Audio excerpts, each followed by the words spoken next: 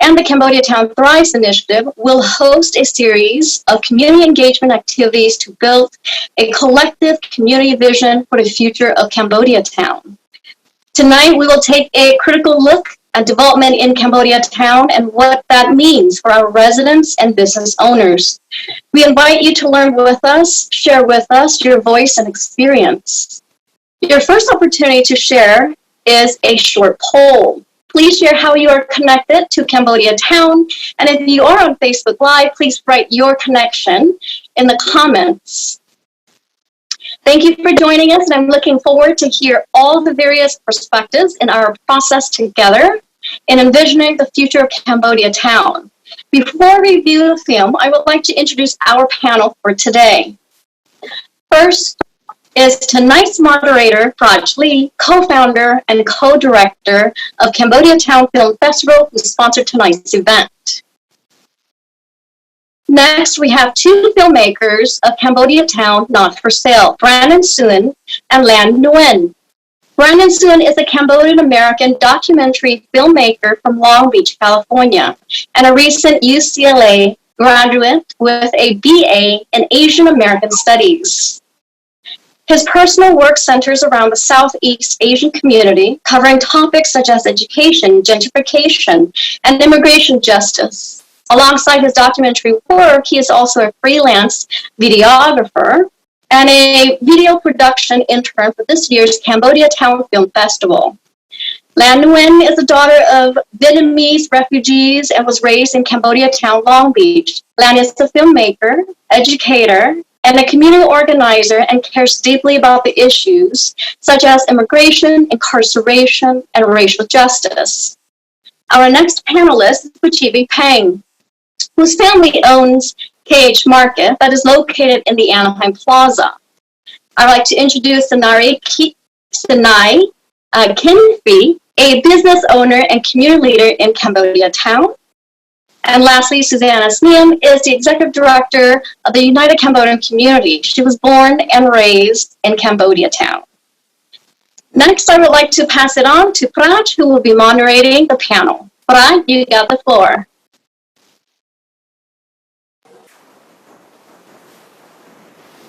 Before Praj gets started, I don't know if the interpreters are able to speak, but we can provide some instructions on how to access the interpretation. I know that it can be a little difficult, so if Edna, if you're able to speak and share first how to access the Spanish translation. Compartir cómo acceder a la interpretación al español. Hello, I'm already an interpreter, so I don't know if you'll be able to hear me, but I can provide instructions here in this channel, and then I'll provide them in the Spanish channel too.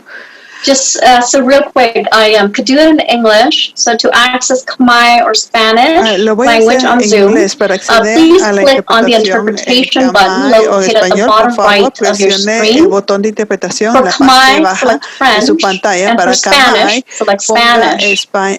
Once selected, please mute the original sound English to hear only Khmer or Spanish. For those that are joining us through Facebook Live, unen con nosotros en Facebook. Vamos a publicar el video en Khmer o en español más adelante en la semana. Gracias. Okay.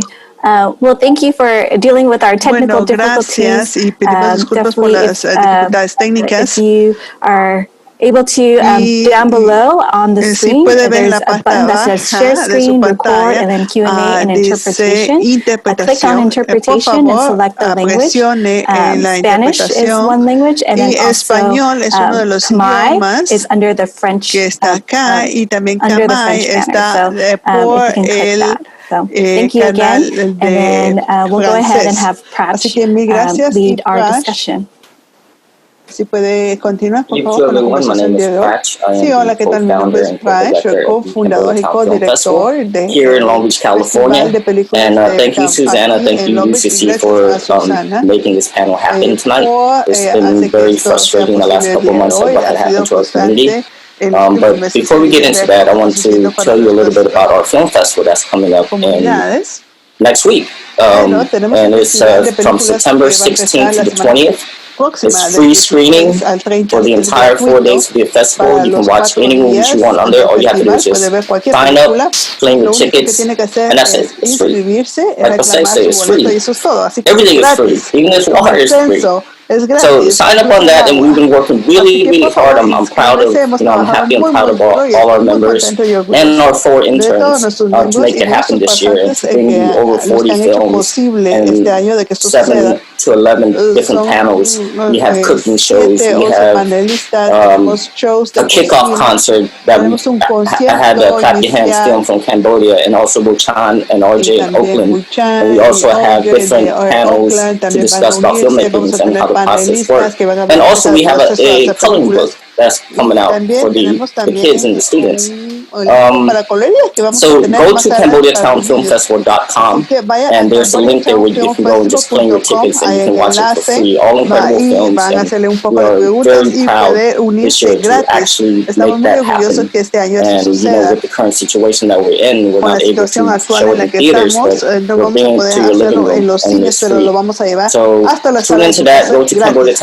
Así que una vez más, CambodiaTownFilmFestival.com vaya a and claim your tickets. cambodiatownfilmfestival.com And y after this, I reclame sus want to boletos. introduce Y Brandon and después de Len esto me to introduce their gustaría film, Cambodia Town Not presentar for a Sale. Brandon y a So, Lan Brandon. para que puedan presentar su película, su Hi everyone, I documental. can go first. My name is Así, Lan. I am the hola, mi nombre es co-director of Lan, soy la Cambodia Town Not for Sale. co-directora de And before we Cambodia introduce our Town, no film, está a I la just wanted venta. Y to antes say de thank you presentar to nuestro all of film, the mil Cambodia Town gracias residents and business owners a who todos los shared their residentes y story and dueños de negocios community que han leaders who compartido shared their sus stories historias with y se us han in this convertido film. en This film would líderes not have been en possible without the este documental. trust Este and collaboration of the documental no sería community. Many posible of sin la you are on this panel today, and many of you are in confianza de la comunidad. the Muchos de room ustedes están watching this. aquí So en we la just wanted to película y están say acá thank you hoy, so así que much for solamente being a queremos part of decir this film. We gracias don't por ser think of parte this as our de film. este We think of this as documental. the No lo community's film. pensamos So I como hope nuestra that película, you sino all enjoy de la watching comunidad. the film Espero that que we lo all played a part in disfruten making.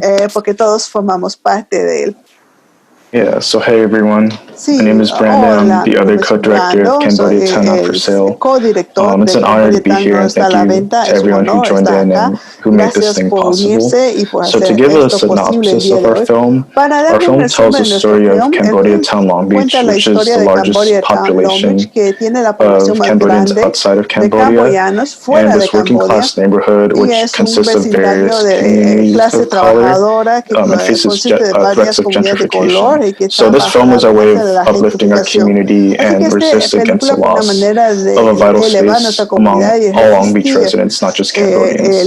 la So with that, we usurpación de hope this nuestro film espacio. inspires our Así que con audience eso to esperamos que prioritize la our película community over inspira en nuestra corporate comunidad profits, para and I'm luchar en excited for everyone to contra see it. de las corporaciones que están por ganancia y estoy muy contento de que la puedan ver. Hi everyone, just real quick, Hola a todos, if you would like to make some rápidamente, comments, si please les type your gustaría comments hacer into the chat comentarios, box pueden and select hacerlo all en chat panelists, box so y that way we seleccionen all could see it. todos los I think a few of panelistas you para que have todos selected podamos just one or verlos. two Creo or que directly han selected. seleccionado privadamente.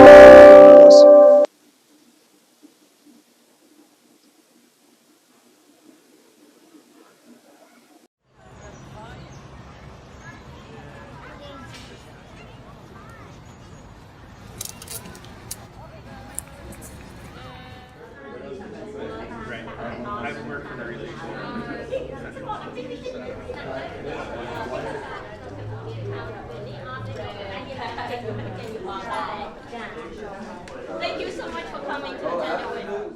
So we were not told anything. Like all we got was a notice that there was a city planning committee, and that's how we even knew that our businesses were going to get demolished. They didn't speak to us. Well, they promised to speak to us for the past month. They keep saying, "Oh, we'll talk to you guys. We'll talk to you guys." We have not heard a word from them. We keep reaching out to them. They do not speak to us at all.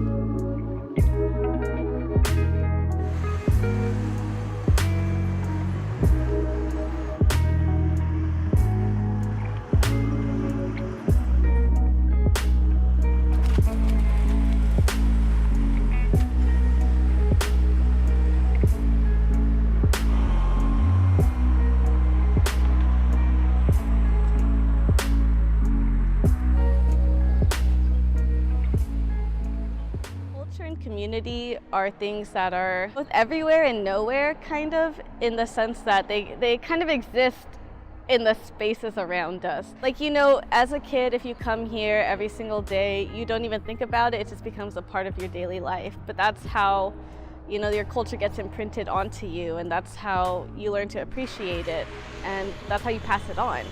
And especially here in Long Beach, where they take so much pride in being the largest population of Cambodians outside of Cambodia, you know, it's super important that with that reputation, we protect this. When I first heard about it, I think I was sad, but I wasn't as worked up as, you know, as say now. And once I heard about, you know, the rest of the plaza getting demolished or redone, I think I was furious. I called up all my friends, all my Cambodian friends, and I was like, did you hear about this? I would take my grandma to Khun Hing. I would go to La Lune for weddings, for community events. Places like New Panda I would go to. And you know, these businesses are also owned by people whose families I know. I think maybe most of the customers, they don't know it yet. Yeah, just some customers, they hear it, they help us. First, we feel so shocked that I don't believe it, but now I'm not very sure that they knock it down or they do something else. We have no choice if they want to do it, but we very sad, you know, we've been here so long time, so yeah. All my customers know each other, know us. Right now we're not sure, we don't hear anything, just hear from other people, they told us, but they don't tell us to knock it down and do something else. So that's all we know.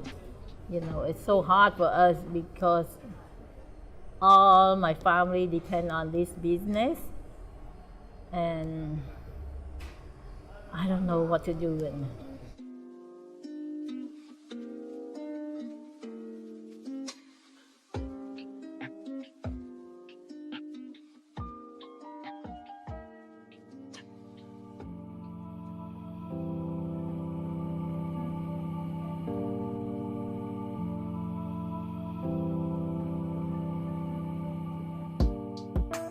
It's hard, like that's most thing that like customer support for your business first. They really like us too, and we really good service for them. We can keep for like 36 years here.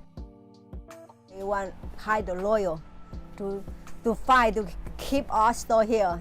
Every customer said, "Don't move, okay? Keep it, don't move." I said, "Okay, we try to not move." It's very comfortable. It's most people know here. I don't want to move. If you move, but you lost your customer. Nobody want to go to fire you or here easy. This company center, they want to shut down here, but we fine.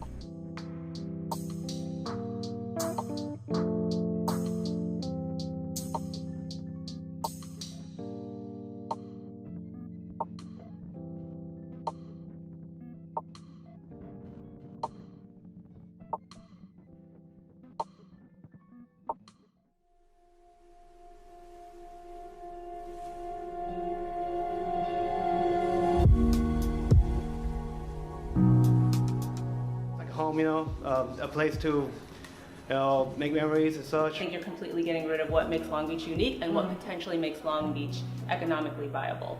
So there's a lot of things that would help out the Cambodian community, especially for my parents, because they don't have other areas they can go. So when I first heard about it, my heart dropped because it was as if I was losing my home.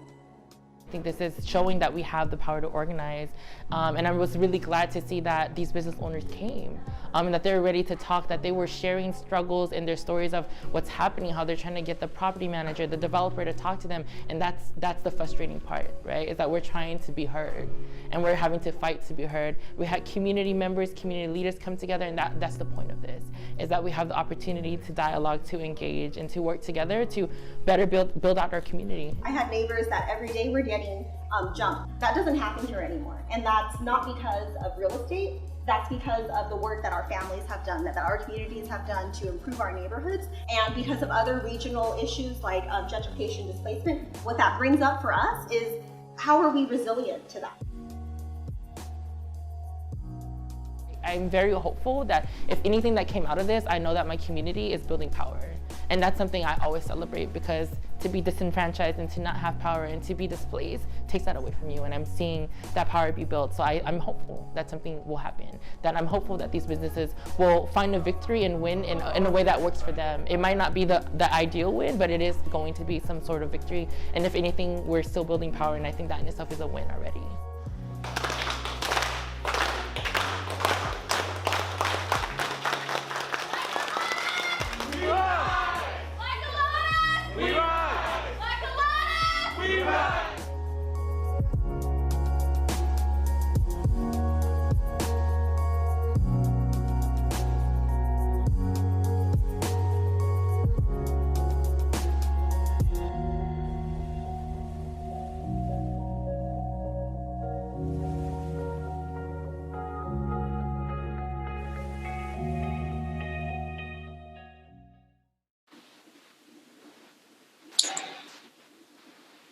So thank you all for watching the film. I want to introduce Brandon and Len, the filmmakers behind the documentary.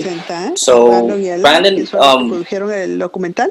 the filmmaker, what was, for this question is for both of you. So as a filmmaker, what was your intention in creating this short documentary, and what was the process?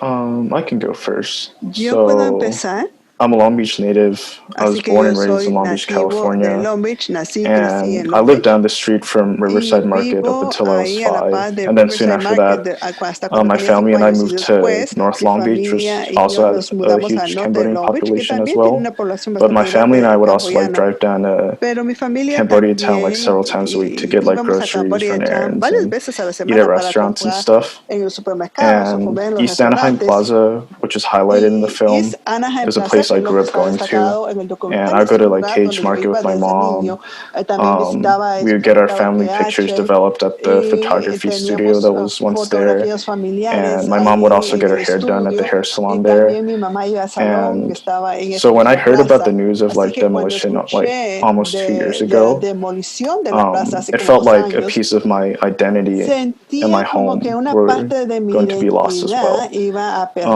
I knew I wanted to do something about it. I wanted to like spread awareness about it, and at that time one of my Asian American studies professors connected me with Lan, and from then thereon we spent the next like 6 months planning out the film, going out to shoot, meeting people and business owners, and just editing the film and trying to spread awareness of the issue. Thanks, Brendan, for sharing. I can share a little bit about how this project came to be, and I'm so thankful that Brandon got a chance to get involved and be a huge part of making this film happen. It could not have happened without Brandon, so very glad to have you as a team member, Brandon. But how this first came about was I saw the KH petition on Facebook. One of my family members had shared it, and when I looked at that and I read the petition, I was just in shock that KH Market was at risk of being demolished. And then I read some other news articles and saw that the whole plaza was at risk. And like many folks had shared in the film, I just felt so heartbroken. I am Vietnamese American, but my family grew up in Cambodia town.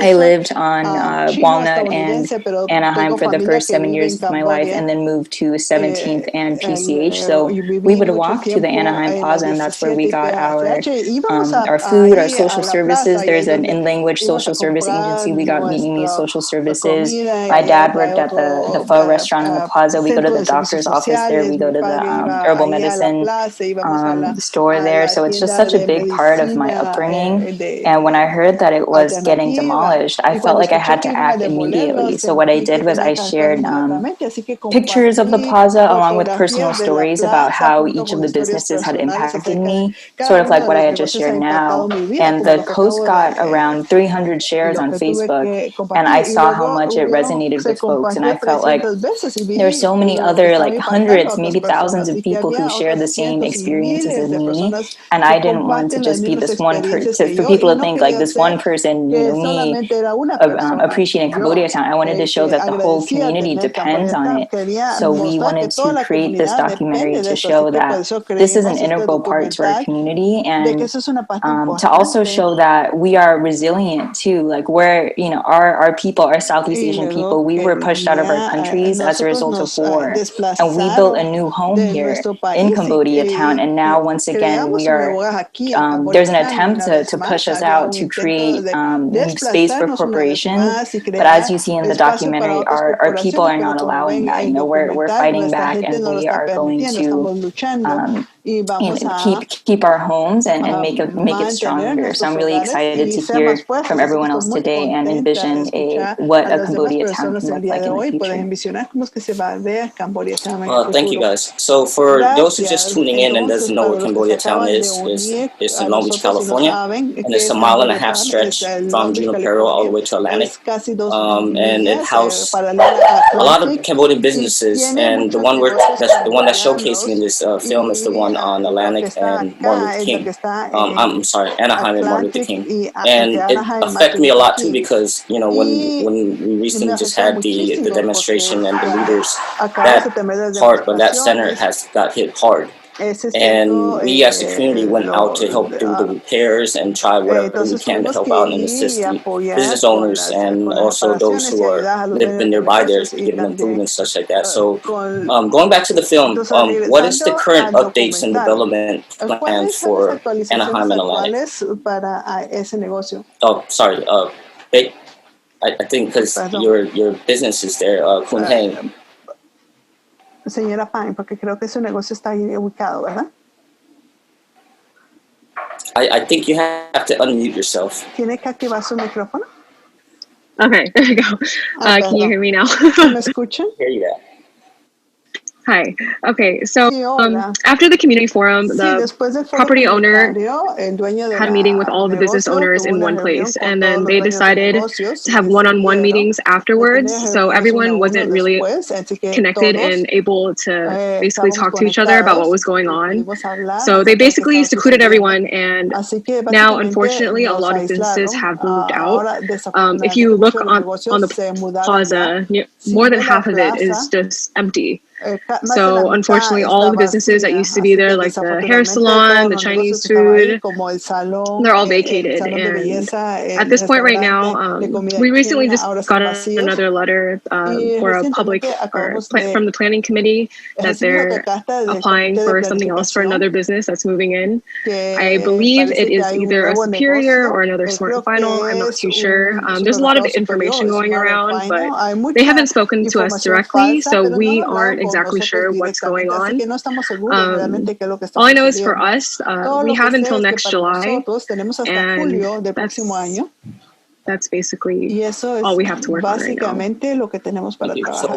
For those who doesn't know, Big's family owns Kun Heng Market. It's on Martin Luther King and Anaheim Street. It's one of the largest Cambodian supermarket out there, and we've shopped there for many years, and we hope that it continue on for years to come. And so how has the development impacted you and your family business prior or during COVID? Well, during COVID, I feel like I'm seeing the community even more since everyone's forced to stay home. But this development has really shown me like what community is. People are always so supportive whenever they come in. They're always asking about like what our next steps are, if we're going to be able to stay in the community. So we're just really grateful that everyone has supported us the way they have, even though the future is really uncertain. And like we felt powerless for a really long time, but we decided we needed to take action and fight, and a lot of the community were fighting alongside with us. Everyone came together, all the organizations, all the community members, everyone shared their story, and yeah, I didn't really talk about this too much because it's just but yeah. Yeah, I remember when COVID started to happen and like there were a food shortage and a rice shortage. And I remember seeing your brother and stuff. I remember seeing like the loaded truck comes in and they put the rice in the front. And what we do is we try to mobilize, they're taking pictures and then sending it out to people and say, hey, we just got a new load of rice in front of the stores. If you guys need it, come get it right now because it's kind of like first come, first serve because we're not sure what's going on. So thank you guys for doing that. I mean, kept the community fed and continuing to do so. So how can we help out? How can the community help you guys out? So I don't feel like we need any more support from the community. I feel like at this point, like, with the film and everything, I think it's more important now than ever that the community continues to shop small, shop local, and shop cultural businesses. So, and just staying informed of what's going on, and in the future, to try and keep something like this from happening again. Just being collaborative with community leaders like UCC and Long Beach Forward and everyone else, because everyone is able to access information once UCC and Long Beach Forward make it available. So I think just staying informed and staying connected so that something like this doesn't happen again. So shop small, shop local. Anything about relocation letters or advocacy, anything like that we can help to assist you? We don't know what we're doing right now, so we're still trying to figure things out. It's still, things are still bleak, so we're just trying to take it one day at a time at this point. Well, if you do need an assistance or help, we're here for you. So that's why we appreciate that. Thank you for that. And again, you guys go shop at Kunheng Market if you can. There's good rice and good food over there. So this documentary, this documentary shows one of the ways development affects businesses. What ways does development in Cambodia town affect the community and its residents? And this question is for Senai. Senai. Oh, yeah. Sorry about that. Can you repeat that again? Thank you for joining us today, by the way. Of course, yeah. This documentary shows one of the ways development affects businesses. What ways does development in Cambodia town affect the community and its residents? I mean, it's clearly just an example that we heard right before me. It's clearly enabling displacement. Cambodia Town has existed in the last 30 plus years as a place of refuge for a lot of people escaping, outright genocide. I guess that's the term you would use here. And, from the resiliency of a lot of these immigrants who came into an area who didn't speak the language and built a community there, it's been a place of refuge for them. Unfortunately, with development, you have outside agents who have no connection to the story of what Cambodia Town is for Long Beach, and they have no urgency or feel it's essential to maintain the continuity of the community. And so, with regard, can we say the developer's name, or is that an issue? That's fine. Okay, it's Mr. Black, I think his name, or yeah, he doesn't live in the area, so. What is it to him that these? I'm